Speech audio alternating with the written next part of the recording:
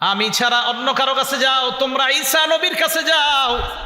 ঈসা নবী আল্লাহর একজন কুদরতি সৃষ্টি। বাবা ছাড়া মায়ের পেট থেকে আল্লাহ ঈসা নবীকে দুনিয়ায় পাঠিয়েছেন। ফায়াতুনা ঈসা, সবাই ঈসা নবীর কাছে যাবেন। যাওয়ার পর বলবেন, আপনি হলেন ঈসা কালিমাতুল্লাহ, আল্লাহর কালিমা, মানে আল্লাহ বলেছেন কুন, আল্লাহ বলেছেন হও। এইভাবে আপনি দুনিয়ার মধ্যে হয়ে গিয়েছেন। আপনার বাবা ছিল না, বাবা ছাড়াও যে আল্লাহ সন্তান দিতে পারেন এই ক্ষমতাটা আল্লাহ দুনিয়াবাসীকে দেখিয়ে দিয়েছেন।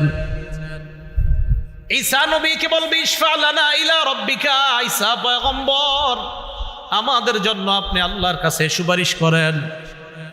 ঈসা নবী জবাব দিবে, আমার জাতিকে আমি শিরিক করতে বলি নাই, আমার জাতি আমারে তিন খোদার এক খোদা বলছে।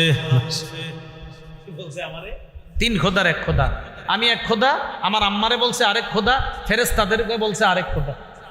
আবার কোনো কোনো ভাবে আমারে বলছে এক খোদা, আম্মারে বলছে আরেক খোদা, আর আল্লাহ আরেকজন, মানে এই তিন খোদার এক খোদা বলছে আমারে। সালিসু সালাসা বলছে আমারে।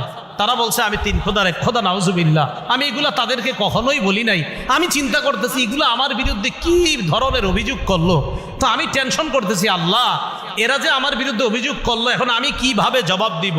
তো ঈসা আলাইহিস সালামের ব্যাপারে কেউ কেউ লেখেন যে উনি এই পেরেশানিতে থাকবে। আরেকটা পেরেশানি কি, ঈসা নবীর সামনে তার জাতিকে উপস্থিত করে আল্লাহ বলবে, তোমরা আমার সাথে শিরিক করেছিলা কেন? এরা বলবে ঈসা নবী কইছে। ঈসা নবীর আল্লাহ ডাক দিবে, ডাক দেওয়ার পর বলবে আপনি বলছেন।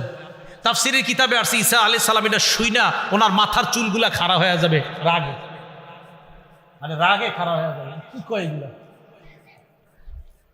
ঈসা আলাইহিস সালাম সবাইকে বলবে, দেখো এখানে সেখানে গিয়ে কোনো লাভ নাই, চলো এক জায়গায় নিয়ে যাই তোমাদেরকে। সুবহানাল্লাহ।